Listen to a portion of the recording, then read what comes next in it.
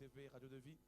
Merci Seigneur pour l'œuvre qui se fait. Merci les frères et sœurs pour l'équipe technique pour le retour ici. Parce que ça nous fait bizarre de ne pas pouvoir nous entendre. Voilà, que Dieu soit béni pour la présence de chacun. Voilà. Alors on va prendre sans plus tarder la parole de notre maître. Alléluia, gloire à Dieu. Nous sommes dans Ésaïe chapitre 4, verset 1er. Ésaïe chapitre 4, verset 1er. Alors si quelqu'un veut bien nous faire la lecture ce soir. Ésaïe chapitre 4, verset 1er. Raphaël? Alléluia. Juste le verset 1er. Juste le verset 1er. Je lis la parole.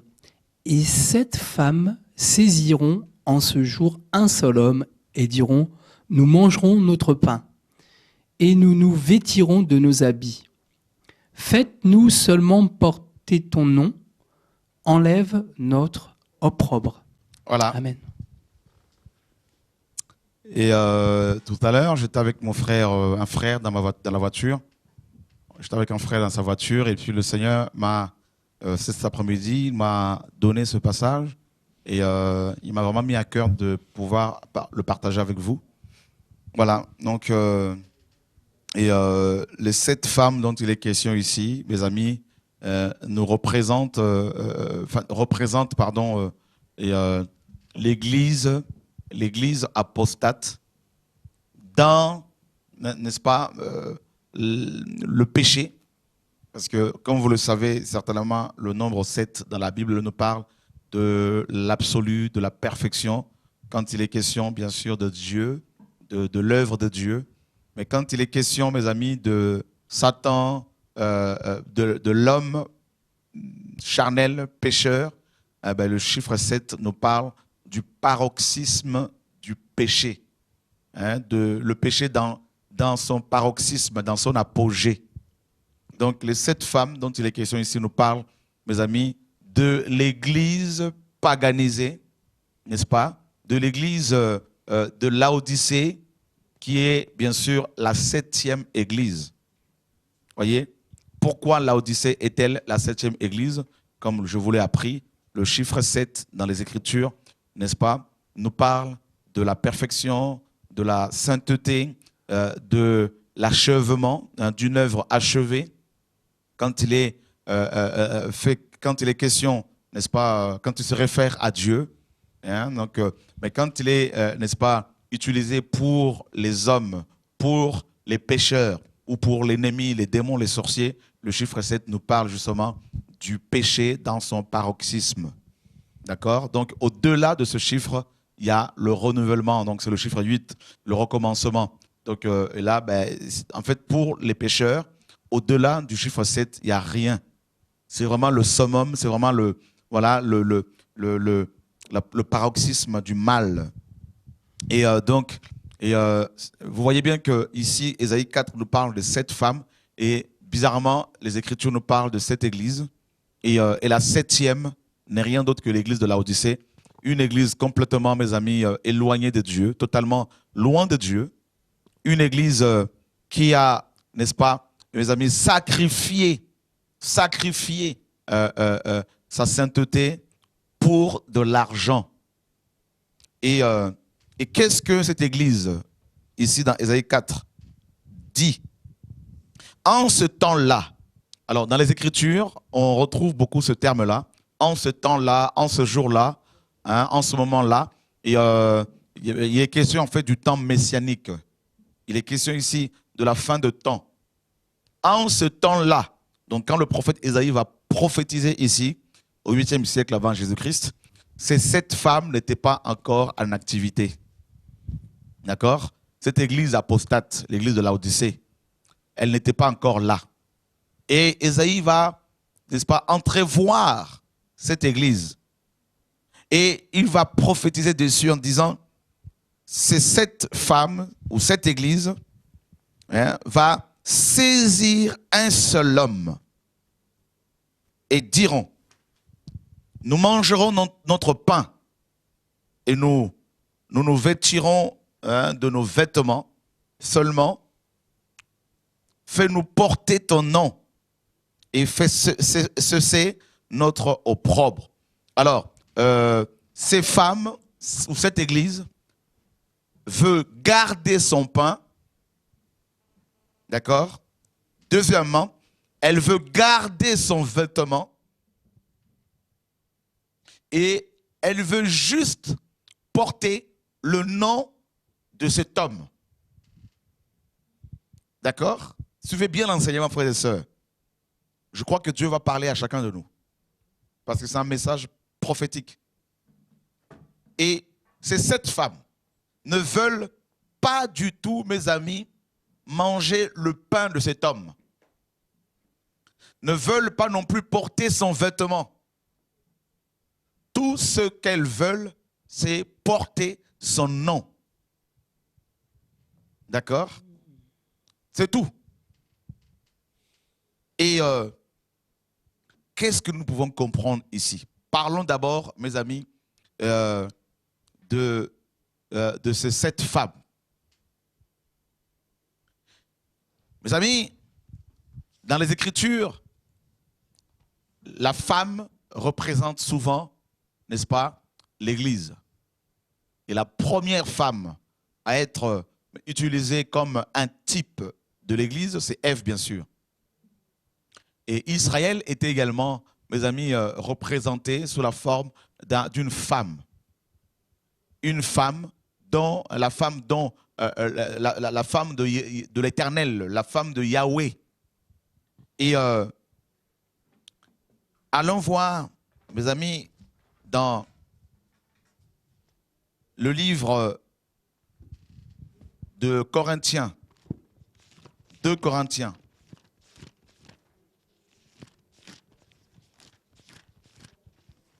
Chapitre 11.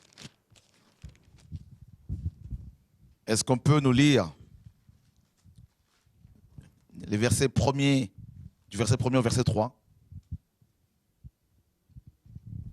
Amen. Oh, si vous pouviez de ma part, oh, si vous pouviez supporter de ma part un peu de folie. Mais oui, supportez-moi, car je suis jaloux de vous d'une jalousie de Dieu, parce que je vous ai fiancé à un seul époux pour vous présenter à Christ comme une vierge pure. Ok. Alors ici, nous avons déjà une bonne image de l'église, bien sûr, on connaît ce passage. L'église véritable, l'église de Yeshua, comme vous le savez, mes amis, n'a rien à voir avec nos bâtiments, nos maisons. On nous dit que cette église-là, cette ecclésia-là, mes amis, est fiancée à un seul époux. D'accord? À un seul époux. On peut dire à un seul homme. D'accord? Donc, Yeshua. Donc, on comprend que dans Ésaïe 4, là-bas, l'homme, n'est-ce pas, dont il est question, n'est rien d'autre que Jésus-Christ. Le dernier Adam. Littéralement, le dernier homme, selon 1 Corinthiens 15. D'accord? Et la parole nous dit dans Philippiens 2 que Jésus-Christ a paru comme un vrai homme. Donc, vous voyez que l'église véritable est l'épouse de Yeshua, mais l'église apostate veut aussi porter le nom de Yeshua. Et on verra pourquoi. Tout en gardant, tout en mangeant son pain et en portant son vêtement. Et on va définir le pain et le vêtement. Alors, frères, écoutez bien l'enseignement. On a compris d'abord que la véritable église est fiancée à Christ et non au pape, non à un pasteur. Donc, tous les chrétiens qui sont attachés à leur chantre, à leur pasteur, mes amis, ne sont pas fiancés à Christ. Parce que quand on est fiancé à Christ, ça veut dire qu'on est lié à lui.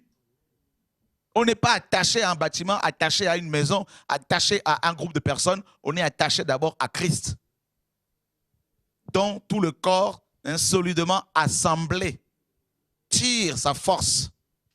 Nous dit Colossiens, j'aime cette parole, mes amis. Colossiens 2 là-bas.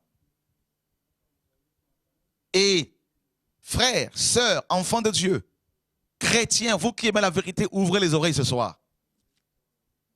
Cette véritable église n'est pas attachée, je me répète encore, à un pasteur. Donc, elle peut facilement s'attacher aux hommes, mais elle ne peut se passer de son chef, de son maître, qui est Yeshua. Alors, qu'est-ce qu'on apprend encore? On apprend, frères et sœurs, qu'il y a une autre femme qui n'est pas fiancée à Christ. C'est cette femme, cette église, donc apostate, veut profiter aussi du nom de Yeshua. Alors, je veux, pendant que l'Esprit me donne des passages, je vais vous les donner rapidement pour ne pas les oublier. Pourquoi porter ce nom? Nous sommes dans Actes chapitre 19. Alléluia. J'aime l'évangile, mes amis. Vous aimez la parole, n'est-ce pas? Alors, j'aime l'illumination que Dieu peut nous donner. Actes chapitre 19. Nous sommes au verset 13. Acte 19, verset 13. Quelques exorcistes juifs ambulants essayèrent d'invoquer sur ceux qui avaient des esprits malins le nom du Seigneur Jésus en disant « Je vous conjure par Jésus que Paul prêche ». Ceux qui faisaient cela étaient 7 fils de Séva, juifs, l'un des principaux sacrificateurs. Ils étaient combien? 7. Ils étaient 7. Alléluia. Vous voyez, mes amis, la combinaison entre Ésaïe 4 et Acte 19. Les 7 femmes, je n'avais même pas vu les choses comme ça. Moi, ça vient de tomber tout de suite là, comme ça. Les 7 femmes qui voulaient porter le nom de Jésus-Christ. Et voilà, ici, on nous parle de 7 fils de Séva, sacrificateurs, qui ont voulu aussi porter le nom de Jésus. D'accord? Mais pour quelle raison? Pour quelle raison? Et parce qu'ils ont vu l'épouse de Jésus-Christ chasser les démons en utilisant ce nom glorieux. Donc ils ont vu Paul, qui faisait partie du corps de Christ, de l'épouse de Yeshua, utiliser le nom de Yeshua sur les démons et ça marchait. Et eux, ils se sont dit, ils étaient sacrificateurs aussi, hein, donc une fausse église. Ils se sont dit aussi, nous allons utiliser le même nom, tout en gardant notre pain. Et leur pain à eux, c'était Moïse. Et leurs vêtements à eux, c'était, n'est-ce pas, leur propre justice. Or, on ne peut pas chasser les démons tout en mangeant Moïse et en portant son propre vêtement. Vous voyez, frère, et c'est terrible. Hein? Et ils ont essayé d'invoquer sur les possédés. Ils sont allés chercher les possédés quelque part. Ils ont commencé à invoquer le nom de Yeshua sur eux. Ça n'a pas marché. Et nous connaissons la suite. Il est dit que cet homme possédé s'est jeté sur eux. Et il a déchiré leurs vêtements. Ils se sont enfuis, complètement nus. Vous voyez, frère? Ils ont dit, nous vous chassons au nom de Jésus-Christ que Paul prêche. Fais-nous seulement porter ton nom. La majorité de vos pasteurs portent le nom de Jésus-Christ sans manger son pain, sans porter son vêtement. La majorité de nos chantres d'aujourd'hui, qui ont même des voix, des belles voix, mais ne veulent pas manger le pain de Jésus et porter son vêtement. Ils veulent simplement, mes amis, simplement son nom. Parce que Yeshua a dit, tout ce que vous demanderez en mon nom, vous l'aurez. Et ils pensent que le nom de Jésus-Christ est un gris-gris. Voyez, frère, voilà pourquoi Matthieu 7, 21 dira, le Seigneur dira, à la fin de temps, je leur dirai, hein, beaucoup me diront, n'avons-nous pas prophétisé par ton nom? N'avons-nous pas chassé les démons par ton nom? Hein? Et je leur dirai ouvertement, je ne vous ai jamais connu. Voyez, frère? Donc, ça veut dire que nous sommes dans une époque, mes amis, où la plupart des chrétiens que vous rencontrez portent tous le nom de Jésus. Tout le monde se dit chrétien. Voyez? Comme Christ. Tout le monde porte son nom là. Mais un petit noyau seulement, mes amis, mange le pain de Jésus et porte son vêtement. On va le voir, frère. Alléluia, alléluia, alléluia. Dieu va, je vous dis, moi, c'est pas moi qui reçois cela. Dieu donne cela au même moment que vous. Je reçois en même temps que vous. Voyez, frère, nous sommes dans une génération. Dans Ésaïe 4, ce sont ces 7 femmes qui sont allées voir eux-mêmes Jésus-Christ pour lui dire, nous mangerons nous-mêmes notre pain. Nous porterons nous-mêmes nos vêtements. Toi, donne-nous seulement ton nom. Vous voyez? Donne-nous seulement ton nom. Et c'est tout. Et c'est ce que les 7 fils de Séva, souverains sacrificateurs, ont fait. Et c'est ce que la majorité de nos pasteurs font. Regardez d'abord chez les catholiques. Ils ont le nom de Jésus-Christ, mais ils ont leurs propres vêtements et ils ont leur propre pain. Vous voyez, frère? Regardez les protestants. Ils ont le nom de Jésus-Christ, mais ils ont leurs vêtements, ils ont leur pain. Regardez les chantres d'aujourd'hui, frère. Les musiciens chrétiens, soi-disant. Ça chante Jésus au bout des lèvres. Mais ils ne mangent pas le pain de Jésus et ils ne portent pas son vêtement. Donc nous sommes d'abord en train de vous définir les 7 femmes. C'est l'église de Laodicée. Allons voir ces 7 femmes. Après nous allons développer, mes amis, le pain. Nous allons développer le vêtement au nom de Yeshua. J'espère que Dieu nous éclaire ce soir encore. Là. Alléluia. Apocalypse 3, verset 4. 3, pardon, 14.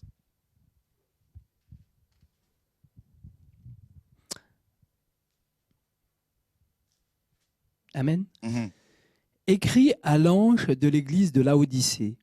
Voici ce que dit l'Amen, le témoin fidèle et véritable, le principe de la création de Dieu. Je continue? Oui, oui. Je connais tes œuvres, je sais que tu n'es ni froid ni bouillant. Puisses-tu être froid ou bouillant? Ainsi, parce que tu es tiède et que tu n'es ni froid ni bouillant, je te vomirai de ma bouche parce que tu dis, je suis riche, je me suis enrichi et je n'ai besoin de rien. Et parce que tu ne sais pas que tu es malheureux, misérable, pauvre, aveugle et nu, je te conseille d'acheter de moi de l'or éprouvé par le feu, afin que tu deviennes riche, et des vêtements blancs, afin que tu sois vêtu et que la honte de ta nudité ne paraisse pas, et un collier pour oindre tes yeux, afin que tu vois. Ok. Tu vois ici, mon frère Raphaël, et vous tous qui êtes là ce soir, qui aimez la vérité, la 7e église, l'église de Laodicée, représente les 7 femmes, mes amis, d'Ésaïe 4. Et qu'est-ce qu'on apprend ici? On apprend que cette église-là mangeait un autre pain. Cette église avait son propre vêtement et le Seigneur l'appelle nue. Le Seigneur la voyait nue. La première église qui est tombée, Adam et Ève, s'est retrouvée nue, sans vêtements. Et ils avaient refusé le pain de Dieu pour manger un autre pain, l'arbre de la connaissance du bien et du mal. Et leurs vêtements, c'était quoi? On a vu que leur pain, c'était l'arbre de la connaissance du bien et du mal, et leurs vêtements, c'était des feuilles de figuier. Et quand Dieu est venu leur parler, sa gloire était telle que ces feuilles ont dû éclater.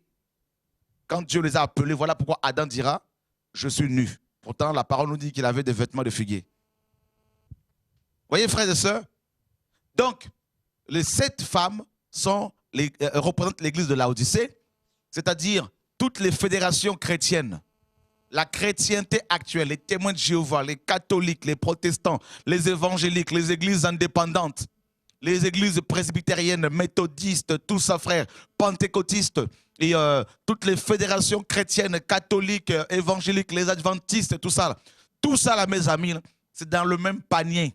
C'est la chrétienté paganisée. Tout le monde se réclame de Jésus-Christ. Voyez, frère, tout le monde se réclame de Jésus-Christ. Tous les chantres, toutes les femmes qui chantent, tout ça là, et qui ne veulent pas du pain de Jésus, c'est-à-dire On va voir ce que c'est ce pain-là. Et tout ce monde-là, mes amis, ce grand mélange-là, cette chrétienté actuelle, c'est la grande religion. C'est l'église luciférienne. Voyez, frère, et cette église représente les 7 femmes, en fait, ou également l'église de Laodicée. Elle est très riche. Elle est riche matériellement, financièrement, n'est-ce pas? Et pourtant, le Seigneur l'appelle misérable, aveugle, nu et pauvre. Allons voir maintenant le pain. Définissons le pain. Le pain. 1 Corinthiens, chapitre 10.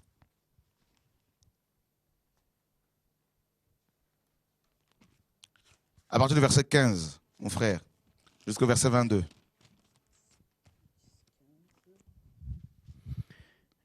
15 à 22. Je parle comme à des hommes intelligents.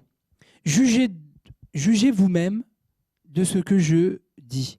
La coupe de bénédiction que nous bénissons n'est-elle pas la communion au sang de Christ? Le pain que nous rompons n'est-il pas la communion au corps de Christ?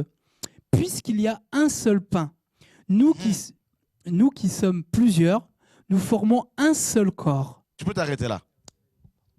Le pain, mes amis, est l'image de la communion avec Christ.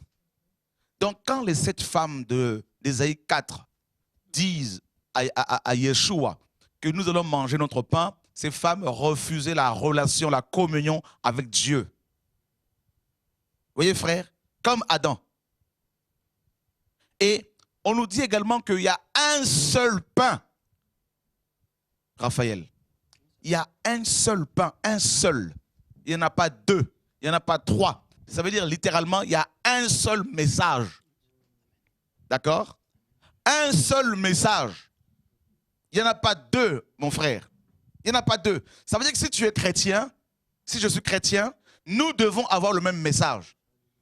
D'accord? Nous devons nous accorder, même si il peut y avoir quelques divergences, mais sur l'essentiel là, on doit s'entendre. Parce que c'est le même esprit qui donne le même message. Hein? Il y a un seul pain. C'est l'évangile véritable chrétien. Écoutez bien, ouvrez les oreilles. C'est pour cela ce message que Dieu nous donne à prêcher aujourd'hui. Il y a d'autres frères et sœurs dans le monde entier que nous ne connaissons pas. Les vrais enfants de Dieu, quand ils l'entendent, ils ne peuvent que l'accepter parce que c'est le pain qui se trouve déjà dans leur cœur. Jesus Christ. Ouh. Nous croquons tous, vous et moi, mes amis, sur le même pain. Vous voyez, donc, c'est pour ça qu'il y a ce grand rassemblement des élus. Parce que la trompette retentit. Comme il y a un seul pain, eh bien, tout le monde se dit, c'est ça la parole, c'est ça la vérité, c'est ça le message. Dieu me l'avait dit, Dieu me l'avait montré. Parce qu'il y a un seul pain. Jesus Christ. Alléluia. Voilà pourquoi même si on nous critique, les vrais enfants de Dieu, quand ils entendent ce son-là, ils disent non, arrêtez, c'est ça la parole. Arrêtez de dire des mensonges. Oh, c'est des gourous, c'est des sorciers, faux prophètes. Oh, c'est des coureurs de femmes, tout ça c'est faux. Où sont les preuves? Arrêtez la comédie. C'est ça le message. C'est pour cela même nos ennemis ne peuvent pas nous abandonner, nous oublier. Ils sont toujours là, 10 ans après la séparation, ils sont toujours en train de se connecter sur TV de vie parce qu'au fond d'eux, ils savent que c'est ça le pain. Amen. Jesus Christ. Amen. Tu peux. Même les pharisiens, ils étaient tout le temps derrière Jésus. Hein, le retour là-bas, les pharisiens, ouais. Ils étaient toujours derrière Jésus. Mais les pharisiens, ouais. Tout le temps pour voir ce qu'il disait, juste pour voir s'il disait quelque chose de faux. Ils ne pouvaient pas ne pas l'oublier.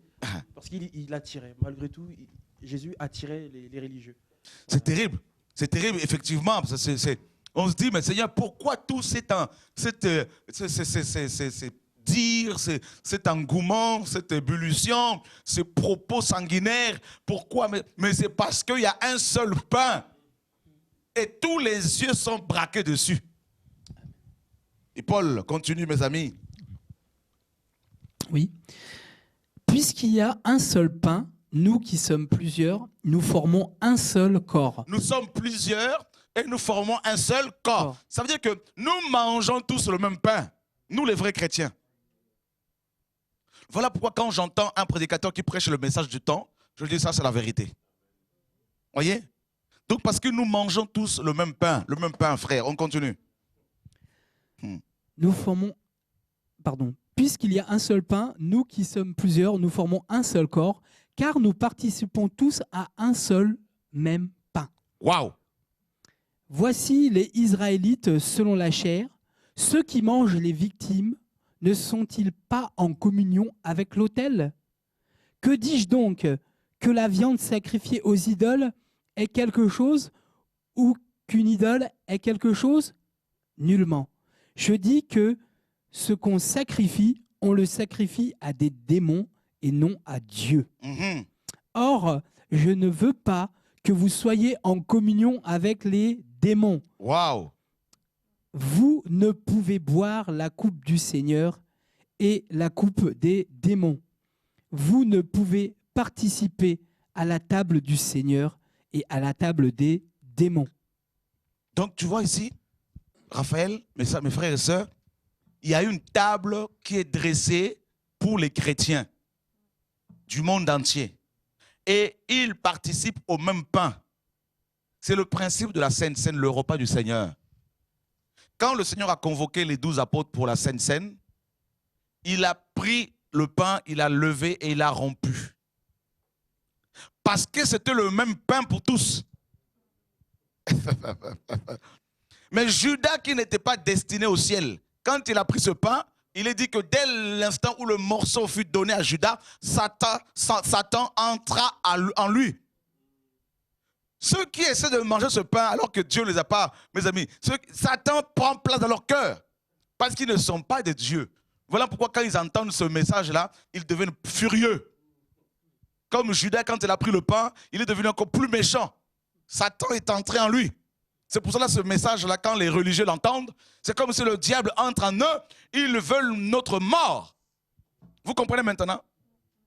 Parce que le pain que nous mangeons provoque la vie chez les enfants du royaume, mais il provoque la mort chez les autres.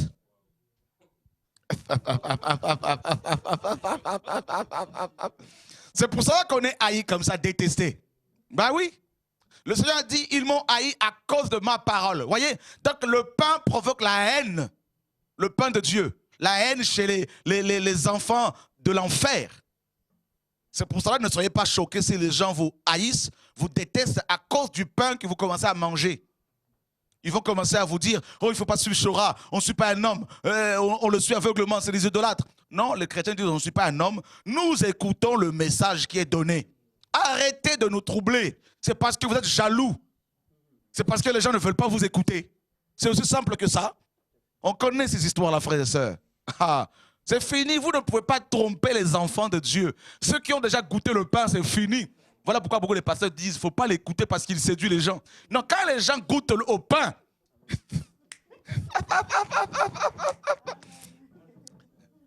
tu peux y aller, tu peux y aller, tu peux y aller. Comme tout à l'heure, je disais, c'est pas la séduction, parce que Dieu m'a vraiment montré la vérité. Amen. Et voilà, tu avais une épée en or, et je sais que l'épée, c'est la parole, et c'est pour ça que ça m'a mis une paix. Et je sais que cette parole-là qui sort là, elle ne sort pas de l'homme. Amen. Elle sort du ciel, et je suis convaincu, et je le dis haut et fort devant la France entière, je ne suis pas un homme, je suis Yeshua. Amen. Voilà, et c'est lui que je veux suivre simplement. Amen. Voilà. La parole, le véritable, le pain de vie. Le Seigneur a dit quoi, mes amis? Le pain de vie. On va arriver quelque part. Paul dit qu'il y a une table qui est dressée pour les chrétiens et nous mangeons le pain du Seigneur. Et il y a une coupe. Vous voyez que c'est la Sainte Seine, le pain là. Le repas du Seigneur. Et le pain, en fait, c'est quoi? C'est la Pâque. C'est pour cela, lors de la Pâque, les Hébreux mangeaient le pain azim, du pain sans levain. Donc, quand les femmes d'Ésaïe 4 disaient, n'est-ce pas, à Yeshua, nous voulons manger notre pain, parce qu'elles refusaient la croix. Parce que la Pâque, c'est la croix. Parce qu'à la croix, le pain a été rompu. Le corps de Jésus a été rompu.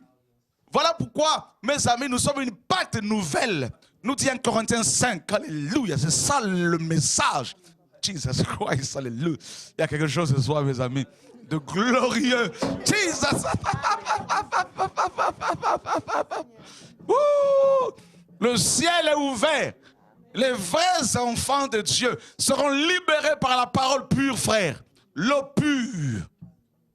Jesus Christ. Vous voyez, l'église apostate refuse la croix. Voilà pourquoi les gens ne prêchent plus la croix. La croix, la repentance, la conversion, la sanctification, la sainteté, la dénonciation du péché, frère. La croix, c'est quoi? La croix, mes amis, c'est l'arbre de vie que Adam a refusé de manger pour manger le pain de la mort. L'arbre de la connaissance du bien et du mal. Vous voyez, frère? Donc la croix, mes amis, le pain, c'est le corps de Christ. C'est sa parole. Le pain, c'est la croix, c'est la Pâque. Et quelle est la fête la plus importante chez les Hébreux? C'est la Pâque. Quelle est la fête de la délivrance qui a protégé les Hébreux, mes amis, de l'exterminateur? C'est la Pâque. Donc vous voyez qu'il y a le pain et il y a la coupe. La coupe, il y a le sang. Donc c'est ça la Pâque. Donc c'est cette femme, l'église apostate, refuse la croix, refuse, mes amis, le sacrifice de Yeshua. Voilà pourquoi cette église-là met l'accent sur les œuvres. Il faut payer la dîme pour être béni. Il faut faire des 3 jours à sec de jeûne pour être béni. Mes amis, il faut faire des 100 jours de jeûne pour que les gens soient guéris. Alors que la Bible dit que ce n'est pas par nos jeûnes que les gens sont guéris. Mais c'est par le meurtre sûr de Jésus, Ésaïe 53. Ce ne sont pas nos jeûnes qui font que Dieu guérit les gens. Ce ne sont pas nos prières qui font que Dieu guérit les gens. Dieu les a déjà guéris, mes amis, depuis l'éternité, lorsqu'il a sacrifié son Fils. Oh, mes amis, c'est ça l'évangile, le pain de vie, la parole pure que nous devons annoncer, frères et sœurs. Cette parole qui brise, mes amis, les chaînes, qui casse les chaînes, mes amis, de la religion. Jesus Christ. Ah non, j'aime la parole, frère. Le pain. Allons dans les Écritures, frère. Allons dans les Écritures. On a vu que dans 1 Corinthiens 10, le pain, c'est le corps de Christ, c'est la Sainte Seine, c'est la Pâque. Voilà pourquoi Melchisédek va apparaître à Abraham, le père de la foi, avec, mes amis, du pain et du vin. Jesus Christ. Alléluia. Abraham a goûté au pain et au vin. La Pâque n'a pas commencé avec Moïse. La Pâque a commencé avec, mes amis, dès l'éternité, mes amis. Oh, mes amis, depuis l'éternité, est manifesté, révélé d'abord à Abraham. Il a vu, mes amis, le Dieu très haut, El Elyon. Mes amis. Wow. Nous sommes dans Jean. Oh, j'aime le feu de la parole. Le feu de la parole. Alléluia. Jesus Christ. Nous sommes dans Jean chapitre 6, verset 48. Oh, alléluia. Le pain, le pain, le pain. Jean, on peut y aller, mon frère, on peut y aller dans Jean 6, 48. Oh, j'aime l'esprit de feu. Amen. Le baptême de feu. Alléluia. Jean 6, 48. Je suis le pain de vie. Jesus Christ.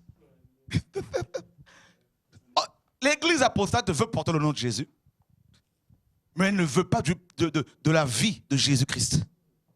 Or, il ne peut y avoir de vie sans la mort. Il ne peut y avoir la mort sans la croix.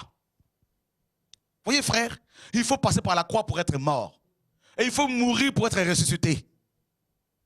Mes amis, vous voyez, mes amis, Jésus-Christ dit, je suis le pain de vie. C'est terrible, hein? Vos pères ont mangé de la manne dans le désert et ils sont morts. Voyez? Et c'est ici le pain qui est descendu du ciel, afin que celui qui en mange ne meure point. Voilà pourquoi ces églises-là sont mortes. Parce qu'elles mangent un pain, mes amis, complètement un faux pain, un pain pourri. Et le pain de la prospérité financière, le pain qu'on appelle le pain de la dîme, hein, le pain de la couverture pastorale, le pain de fédération. Il faut fédérer pour être protégé.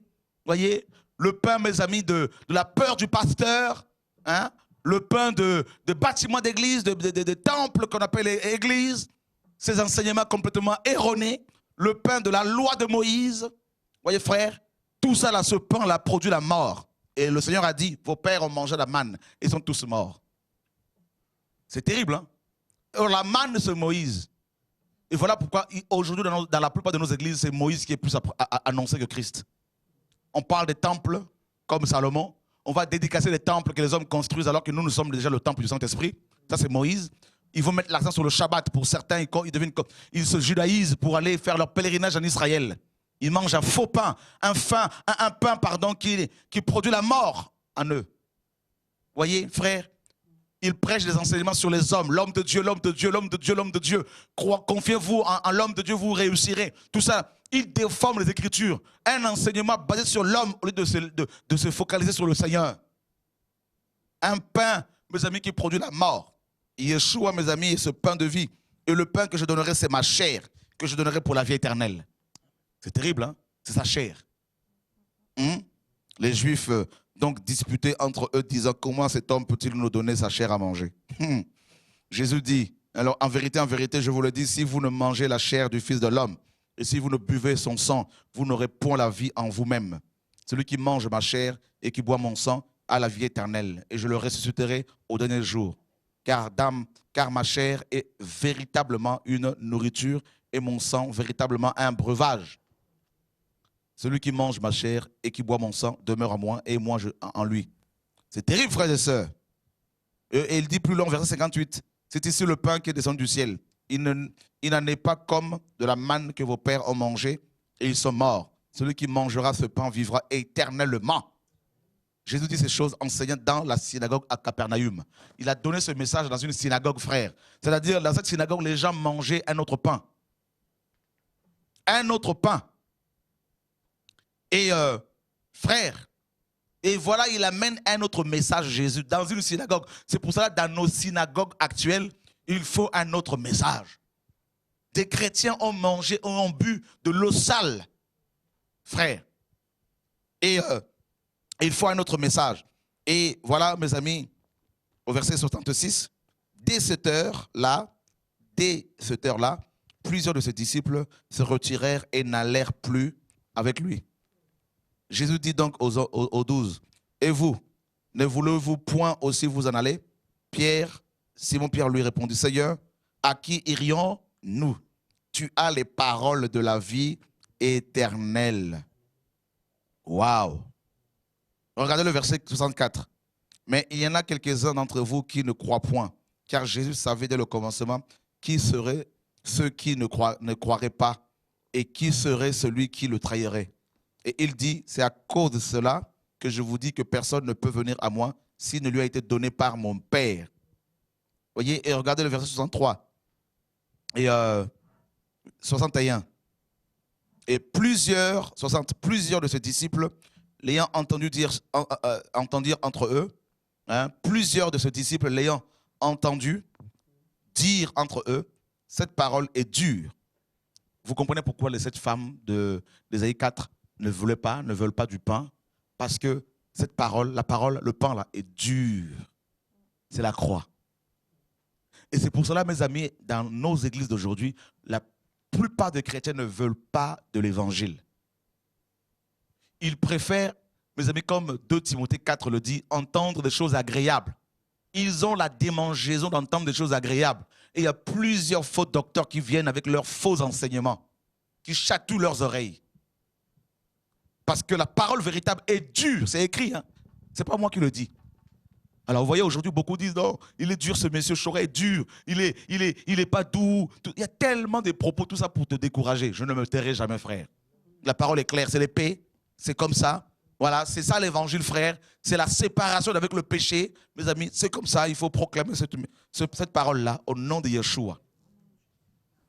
Je parlais à une personne qui chante, je lui disais, comment toi qui chantes peux t'associer avec d'autres chantres qui sont dans le péché, divorcés, remariés? Elle me disait, non, il ne faut pas me parler de ça. Voilà, les gens ne veulent pas de la vérité. Voilà pourquoi, mes amis, il n'y a plus rien à faire pour certains. Ils ont choisi l'enfer. Cette parole est dure, qui peut l'entendre. Le pain, c'est la Pâque. Et 1 Corinthiens 5 nous dit que Christ est notre Pâque. Et nous sommes une Pâque nouvelle. Il faut éviter le levain, frère, parce qu'avec le levain, on peut gonfler et mourir. Vous êtes les résultats des enseignements que vous recevez. Oui. Votre avenir dépend des enseignements que vous recevez, de la parole que vous écoutez. Votre foi, mes amis, dépend aussi de la parole qui est plantée dans votre cœur. Et si vous recevez la parole des hommes, les enseignements des hommes erronés, des enseignements basés sur la philosophie, sur les principes élémentaires du monde, comme Colossiens 2 le dit, eh bien, votre foi sera, mes amis, sera faible. Faible. Donc le pain, on a vu, c'est l'évangile pur, c'est la parole véritable, c'est l'eau de vie, c'est le corps de Jésus et par-dessus tout, c'est la croix. Cherchez l'enseignement sur la croix, mes amis, la dépendance totale à Dieu, mes amis, la foi, la sanctification, ces enseignements, mes amis, deviennent de plus en plus rares. Et cette femme disait aussi, nous voulons porter nos vêtements. Que signifient les vêtements? Nous sommes dans Ésaïe 65. Ésaïe 65.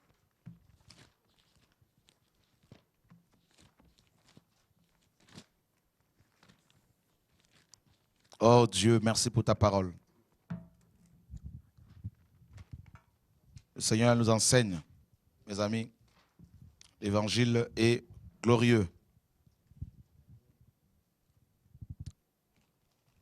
Voilà, nous sommes dans Ésaïe, Raphaël, 64, verset 5, pardon, je crois.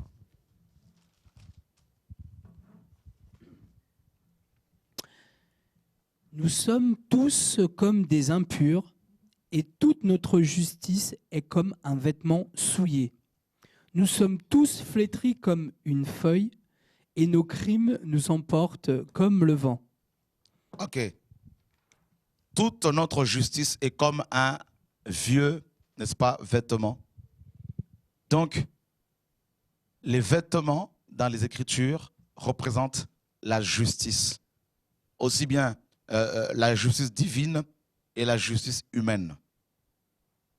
Et ces femmes qui voulaient garder leurs vêtements voulaient en fait garder leur propre justice. Voyez frères, leurs propres œuvres. Elles refusaient la justice de Dieu. La parole nous dit, mes amis, que si notre justice, le Seigneur disait aux apôtres, si votre justice ne dépasse pas celle des pharisiens, vous ne serez pas sauvés.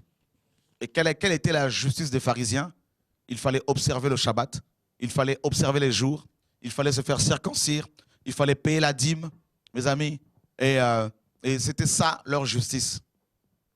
Elle était complètement, mes amis, humaine, charnelle. Et la justice du Seigneur est celle que nous avons obtenue grâce à l'œuvre de la croix. Romains chapitre 5 nous dit, n'est-ce pas, au verset 1er, Raphaël?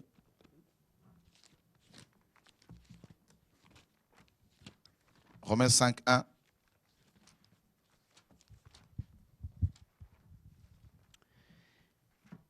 Étant donc justifiés par la foi, nous avons la paix avec Dieu par notre Seigneur Jésus-Christ, à qui nous devons d'avoir eu par la foi accès à cette grâce dans laquelle nous demeurons fermes, et nous nous glorifions dans l'espérance de la gloire de Dieu. Bien plus, nous nous glorifions même des afflictions, sachant que l'affliction produit la persévérance, la victoire dans l'épreuve, et cette victoire, l'espérance. Or, alléluia. Ah, c'est bon. Voilà, la parole nous dit que, mes amis, nous sommes justifiés par la foi, par, n'est-ce pas, le sacrifice de Christ. Cela veut dire que personne ne peut être sauvé s'il ne reçoit la justice de Dieu. Dieu, n'est-ce pas, par le sacrifice de son Fils, nous a rendus justes. C'est lui qui nous a déclarés justes. Ce ne sont pas nos œuvres.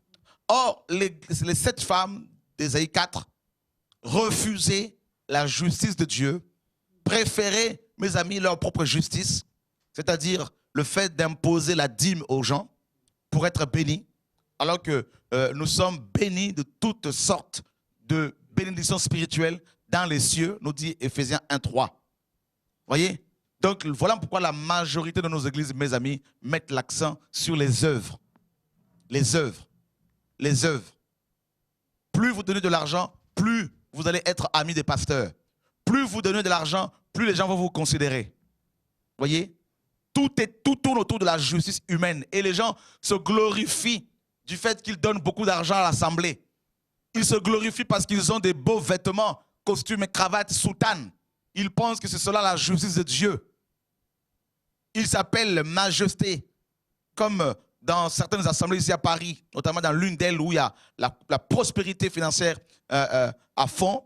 On prêche cet évangile. Et les gens croient que c'est avec, mes amis, parce qu'ils sont adhérés, parce qu'ils ont adhéré aux fédérations qui vont être protégés. Ils pensent que leur protection viendra des hommes. Voilà pourquoi ils vont rapidement fédérer pour ne pas avoir leur bâtiment fermé. Vous voyez? Tout ça, c'est parce que tous ces comportements, mes amis, nous parlent du refus de ces chrétiens, de ces prédicateurs, de laisser Dieu les justifier.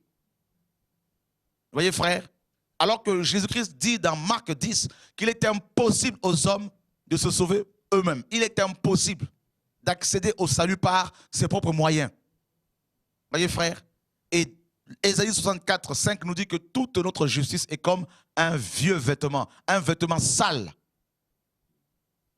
C'est terrible, frère. Ça veut dire que tu ne peux pas être accepté par le Seigneur parce que tu jeûnes beaucoup. Tu ne peux pas être guéri par le Seigneur parce que tu as beaucoup prié. Tu ne peux pas être béni financièrement par le Seigneur parce que tu as beaucoup donné. Non.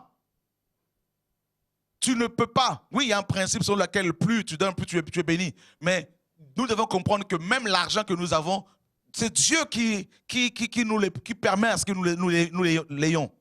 Qu'as-tu que tu n'aies reçu? Et si tu l'as reçu, pourquoi te glorifies-tu? Et Dieu dit dans Job 41 là-bas, de qui suis-je débiteur? Je le payerai. Vous voyez, frères et sœurs? Donc tout vient de Dieu. Tout. Quand je vois sur Internet des femmes qui prêchent et qui disent, notamment à Kinshasa, que c'est parce qu'elles font des jeûnes de 100 jours que Dieu guérit les gens, je me dis quelle insulte. On crache sur l'œuvre de la croix en parlant comme ça. Parce que Dieu nous a guéris avant même que le monde ne soit créé. Il est dit clairement dans Ésaïe 53, c'est par ce meurtrissure que nous sommes guéris. Ce n'est pas par nos jeûnes, nos prières que les gens sont guéris, délivrés, frères. Loin de là. Quand Pierre a prié pour cet homme boiteux de naissance, les gens étaient étonnés, mes amis, de cette guérison. Et Pierre a dit, pourquoi vous étonnez-vous? Ce n'est pas parce que nous sommes purs, justes, que cet homme a été guéri. C'est parce que, mes amis, quelqu'un a payé le prix à la croix. C'est ça le message qu'il faut prêcher. Quand j'entends des pasteurs dire aux chrétiens, oui, mais j'ai prié pour toi, Dieu t'a guéri, tu ne m'as rien donné, et tout ça là. Et ils ont besoin de la reconnaissance, d'être récompensés, des actions de grâce. Mais les actions de grâce doivent être rendues au Seigneur. Mes amis, ce n'est pas nous qui devons recevoir ces remerciements. Les gens sont guéris, ils n'ont pas à nous remercier. Nous ne sommes que des serviteurs inutiles. Luc chapitre 17, verset 10 le dit. Donc les gens qui sont guéris au programme de réveil, là, je ne suis pour rien. Ce n'est pas parce que je prie beaucoup, je jeûne beaucoup. Ce n'est pas parce que je suis appelé par Dieu. C'est parce que Dieu, mes amis, nous a déjà guéris. Mes amis, à la croix, Christ nous a guéris. C'est ça l'évangile chrétien. C'est ça l'évangile. Tu peux faire 100 jours de jeûne. Toi qui enseignes cela, femme, repens-toi. Toi qui enseignes cela, tu amènes les gens en enfer avec des fausses doctrines. Non. C'est la parole de Dieu qui guérit. Et notre Dieu s'appelle Yahweh Rapha. Il ne faut pas l'oublier. Et il ne partage sa gloire avec personne. Personne. Nous devons revenir au message biblique, au message apostolique. Frères et sœurs, on entend des pasteurs dire « Oh, j'ai prié pour cette femme, Dieu l'a guérie. » Et puis elle a quitté l'église. Elle n'est pas reconnaissante. Mais les gens sont libres. Ce n'est pas toi qui as guéri. Les gens sont libres. Vous, quand vous aurez fait ce qui vous a été ordonné, dites « Nous sommes des serviteurs inutiles. » La parole le dit. Vous voyez? Or, l'église de Laodicée refuse le nom, refuse, mes amis, le pain, la croix, la Pâque, le pain de vie, l'évangile pur. Cette église refuse également la justice du Seigneur. Le fait de reconnaître que nous sommes inutiles. Nous sommes des serviteurs inutiles. Et voilà comment, mes amis, beaucoup de pasteurs sont devenus, mes amis, orgueilleux, au point de refuser, mes amis, de se repentir quand Dieu leur demande de prêcher la vérité. Ils connaissent, pour certains, la vérité, mais ils ne veulent pas la partager avec les frères et sœurs. Et c'est grave. Tout ce qu'ils veulent, c'est le nom de Jésus. Le nom de Jésus est devenu comme, mes amis, c'est devenu un business. Un païen qui n'est même pas converti va adhérer à une assemblée locale, va commencer à chanter. La personne est païenne, elle ment, elle court après les maris d'autrui. Elle va de maison à maison, elle refuse de se marier alors que tous les hommes veulent coucher avec. Et cette personne-là qui est bien une païenne, mes amis, porte le nom de chrétienne, hein, le nom de Christ, va d'église en église pour semer le trouble. Et on a des cas comme ça dans nos églises. Des gens qui se disent pasteurs, prophètes, apôtres, docteurs, portent, mes amis, le nom de Jésus-Christ, utilisent son nom et font des séminaires payants, des coffrets d'enseignement payants, alors que Jésus n'a jamais fait ça. Ils portent son nom, ils prêchent son nom, ils prêchent sur son nom, mais ils ne vivent pas comme le Maître a vécu. C'est-à-dire, ils refusent la vie de Jésus. Car le pain, c'est la vie. Vous voyez, frère? Il a dit qu'il est le pain de vie. La vie de Jésus, c'est quoi? Christ n'a pas fait, fait payer ses enseignements. Donc, il ne faut pas faire payer. Christ n'a pas fait payer ses chansons. Ils ont chanté dans le jardin de Gethsémani avec les disciples. Mes amis, qui a payé, mes amis, pendant qu'ils chantaient là-bas? Personne. Donc, vous, toutes les personnes, et chrétiens, écoutez-moi bien ce soir. À chaque fois que vous voyez un chantre faire payer aux gens son concert, à chaque fois que vous voyez une chantre faire payer aux gens son concert, à chaque fois que vous voyez un pasteur faire payer aux gens sa formation biblique, sa conférence, ses écoles de danse payantes, frère, dites-vous, ce sont des gens qui portent le nom de Jésus, mais qui refusent son pain, qui refuse son vêtement, sa justice. Et Romain nous dit revêtez-vous de Christ, mes amis. C'est ce que Romain nous dit. Revêtez-vous de Christ. Donc Christ est vraiment un vêtement, frères et sœurs, que nous devons porter. Romains chapitre 13, verset 13. Romains 13, 14, pardon.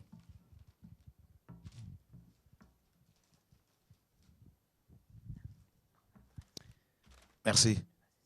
Mais revêtez-vous du Seigneur Jésus-Christ et n'ayez pas soin de la chair pour en satisfaire les convoitises. Revêtez-vous du Seigneur Jésus-Christ. Donc vous voyez bien que, en fait, ces femmes ont refusé de se revêtir de Christ. Christ est notre vêtement. Donc vous voyez que Christ est notre pain, Christ est notre vêtement. Celui qui porte Christ comme vêtement, mes amis, le Père ne verra pas sa nudité parce que la personne est couverte. Et le vêtement de Christ, c'est le vêtement que portait le souverain sacrificateur quand il entrait dans le lieu très saint. La tiare, c'est le casque du salut. Or, le nom de Jésus signifie salut. Yahweh salut. Pour nous aider par rapport aux pensées impures, pour nous protéger des pensées impures que Satan nous envoie. La ceinture que le souverain sacrificateur portait, c'est Christ, Éphésiens 6. Sa robe, c'est Christ, sa tunique. Le pectoral, c'est Christ, le bouclier de la foi. Vous voyez, frère? Donc, le souverain sacrificateur dans le Saint de Saints portait l'armure du combattant dont il est question dans Éphésiens 6, qui n'est rien d'autre que Christ dans ses multiples aspects. Mes amis, c'est terrible. Hein?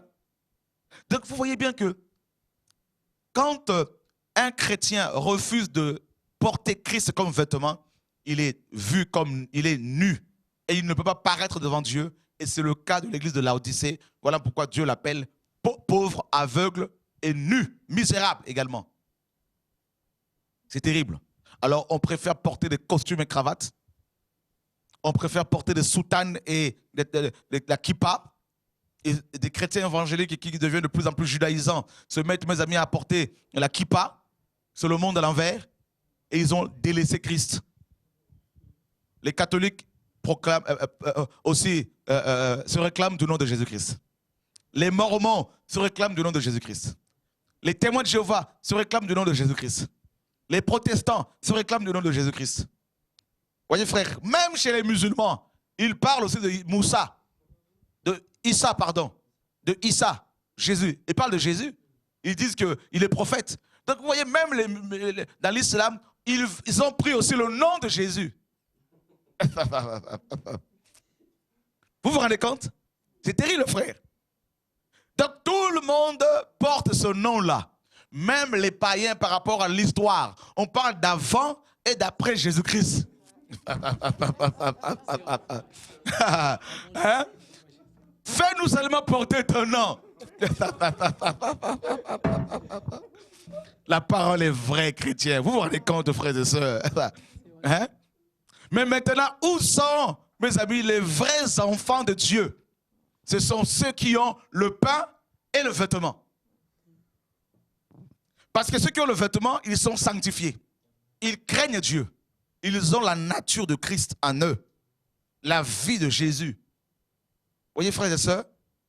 Voilà pourquoi beaucoup de personnes aujourd'hui veulent bâtir les églises simplement avec le nom de Jésus. On voit bien on se rend compte que tel frère, tel monsieur n'a même pas l'onction, n'a même pas le message, n'a même pas la parole, mais il veut quand même diriger une église. Vous vous rendez compte? Tout le monde veut ouvrir sa boutique.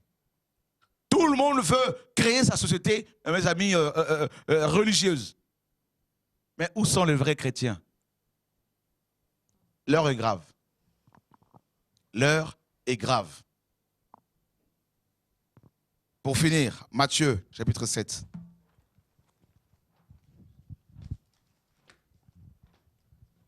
Versets 21 à 22. Vous pouvez nous appeler si vous le souhaitez au 01 64 98 90 45. Matthieu 7, 21 à 22. Amen. Ceux qui me disent « Seigneur, Seigneur », n'entreront pas tous dans le royaume des cieux, mais seulement celui qui fait la volonté de mon Père qui est dans les cieux. Plusieurs me diront en ce jour-là, « Seigneur, Seigneur, n'avons-nous pas prophétisé par ton nom? N'avons-nous pas chassé des démons par ton nom? Et n'avons-nous pas fait beaucoup de miracles par ton nom? Alors je leur dirai ouvertement, je ne vous ai jamais connu. Retirez-vous de moi, vous qui commettez l'iniquité. Vous voyez, à la fin, maintenant le Seigneur dira à tous ces gens, à cette église, qui refusaient de porter, n'est-ce pas, de manger le pain du Seigneur et de porter son vêtement, cette église qui voulait simplement utiliser le nom de Jésus-Christ, le Seigneur dira à cette église, retire-toi de moi. Et ça va être la confusion. La confusion. Et pendant que je parlais, le Seigneur m'a donné un autre passage dans 2 Timothée 2.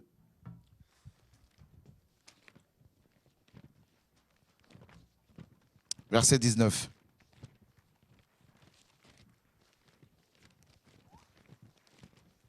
Plusieurs viendront en mon nom, disait le Seigneur. Dans Matthieu 24. Plusieurs viendront en mon nom, disant c'est moi qui suis le Christ.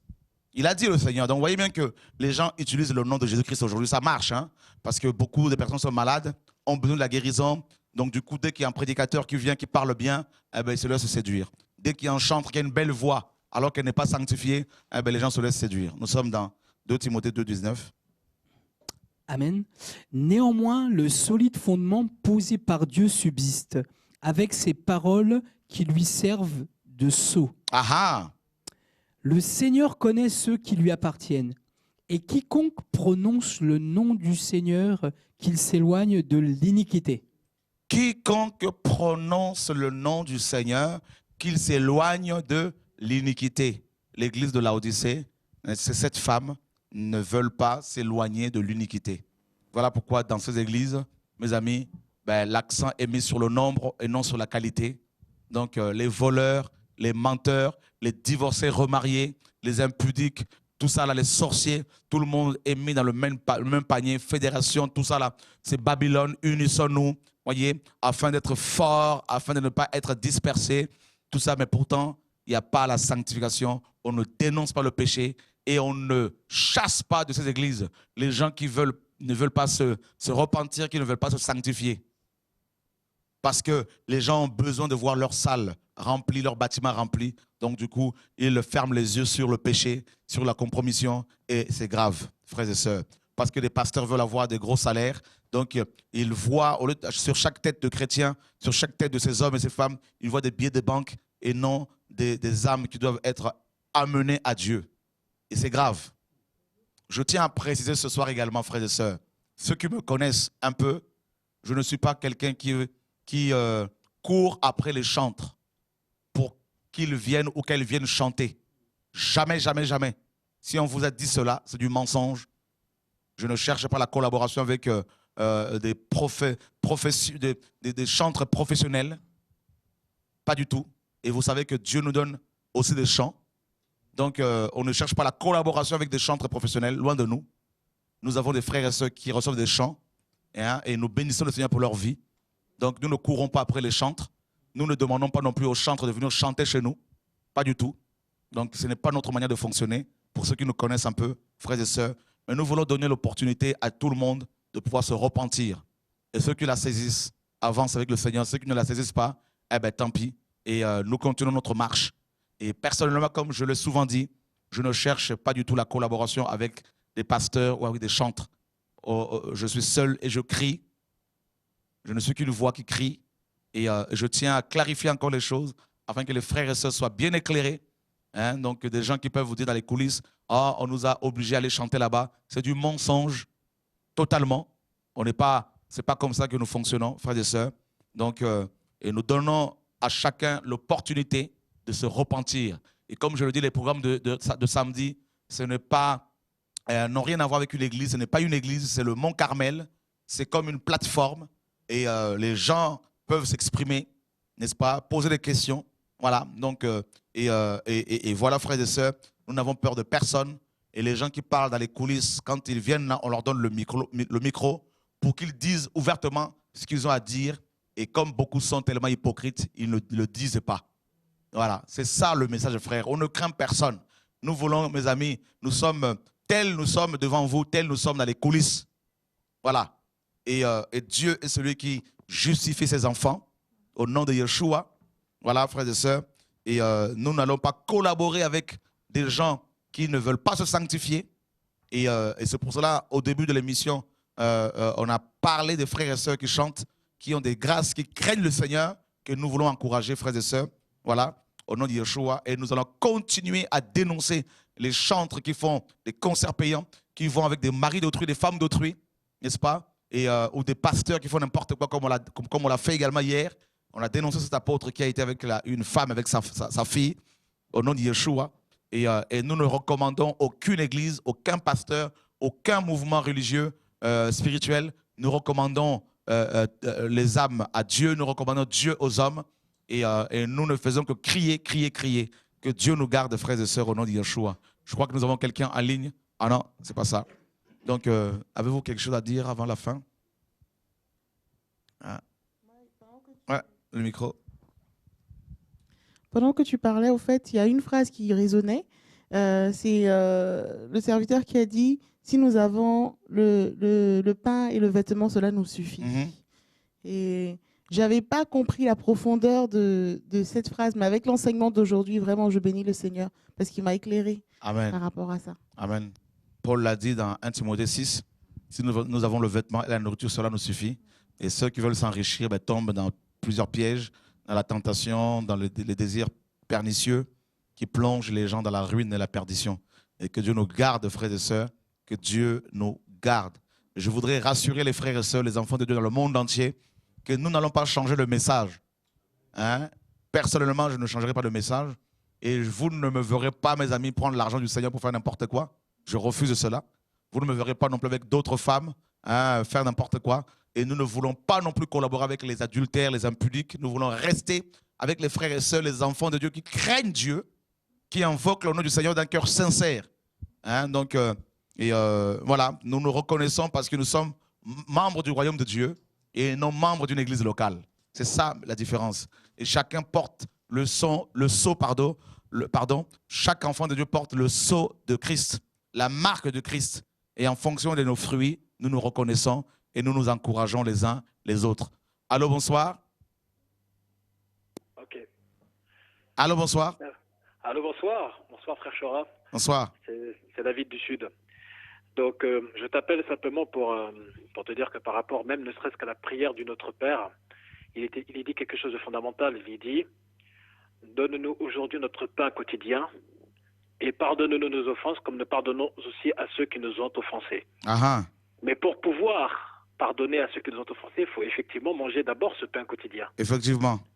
Et effectivement, et même encore, quand on récite la prière du Notre Père, que ton nom soit sanctifié, que ton règne vienne, que ta volonté soit faite sur la terre comme au ciel, et donne-nous aujourd'hui notre pain de ce jour, comme nous pardonnons, et pardonne-nous nos offenses, comme nous aussi nous pardonnons à ceux qui nous ont offensés. Donc quand on décortique la prière du Notre Père, on constate qu'il y a effectivement d'abord la repentance, de reconnaître effectivement que son nom n'est pas comme les autres, que c'est un nom qui est grand et qui libère.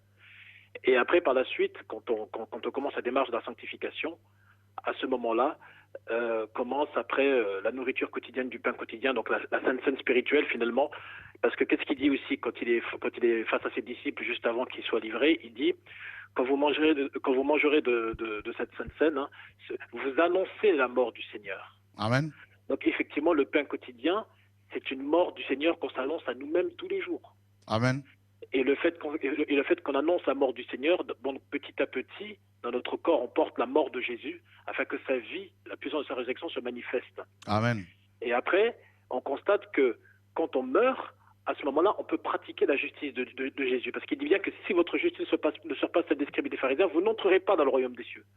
Or, la justice dont il est question, avant tout, c'est de pouvoir pardonner, surtout. Pardonne-nous nos offenses comme nous pardonnons aussi à ceux qui nous ont offensés. Et Jésus va dire que si vous ne pardonnez pas, le Père Céleste ne vous pardonnera pas non plus. Amen. Et pour pouvoir accéder à ce pardon, il faut mourir. Amen. Et on meurt que quand on mange ce pain. Donc on meurt à notre vieil homme et on revêt cette vie de Jésus qui permet au nouvel homme de se renouveler selon la connaissance, selon l'image de celui qu'il a créé, comme dit Colossiens chapitre 3. Donc de toute façon, dans tous les cas, voilà, c'était juste pour partager ça, parce que c'est vrai que tu parles de ça ce soir, vraiment c'est incroyable, parce que c'était quelque chose que je partageais déjà à d'autres frères et sœurs par rapport à la sainte scène spirituelle, qu'il faut manger le corps de Jésus, il faut manger ce pain, celui qui mange ma chair et qui boit mon sang. Donc effectivement, quand on mange la parole de Dieu, automatiquement ça produit davantage de la repentance, et aussi le sang de Jésus nous purifie, parce qu'effectivement, quand on demande pardon, sincèrement, le sang de Jésus, quand on demande par la foi que son sang nous purifie, ben c'est à ce moment-là qu'on boit son sang, et c'est ça qui fait que nous avons la vie en nous-mêmes, et qui permet d'engloutir davantage le vieil homme. C'est juste ça que je voulais partager. Que Dieu soit béni en tout cas, David. Merci beaucoup en tout cas, Chora, par rapport à ce que tu dis, et par rapport à ce que le Seigneur met dans le cœur de chacun. Et comme tu l'as dit très bien, quand on participe tous à un même pain, les enfants de Dieu qui veulent vraiment reconnaître la vérité, ne peut que reconnaître que ce qui est dit ce soir vient vraiment de l'Éternel et de personne d'autre. Amen. En tout cas, voilà, que Dieu te bénisse et qu'il bénisse tous ceux qui sont sur ce plateau et qui bénisse tous les frères et sœurs dans le monde qui cherchent vraiment l'Éternel. Amen. Et surtout son adoration en esprit et en vérité. Amen, gloire à Dieu. Voilà.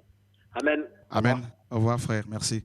Alors, je voudrais, avant de finir, juste dire aux frères et sœurs qui sont attachés à la sainte doctrine et qui prient beaucoup aussi pour nous et qui peuvent se poser des questions parfois sur la manière dont le Seigneur nous conduit et quant aux personnes aussi qui nous ont beaucoup combattus, qui nous ont beaucoup attaqués hier et qui peuvent parfois se trouver avec nous dans les programmes de réveil.